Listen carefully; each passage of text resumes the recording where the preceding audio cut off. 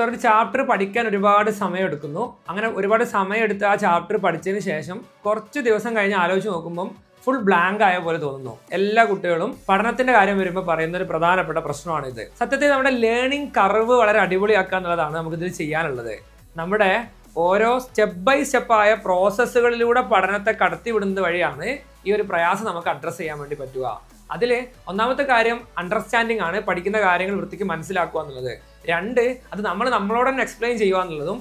മൂന്നാമത് question practice ചെയ്യുക, ആ പഠിച്ച ടോപ്പിക്സ് എന്നുള്ള ക്വസ്റ്റ്യൻ പ്രാക്ടീസ് ചെയ്യുക. അഞ്ചാമതായി നമ്മൾ മൈൻഡ് മാപ്സ് ഒക്കെ യൂസ് ചെയ്ത് ടെസ്റ്റുകൾ കൂടുതൽ എടുത്ത് സ്പേസ്ഡ് ആയിട്ട് ഇടയ്ക്കിടയ്ക്ക് ഈ ചാപ്റ്റർ റിപ്പീറ്റ് ആയി റിവൈസ് ചെയ്തുകൊണ്ടിരിക്കുക എന്നുള്ളതാണ്.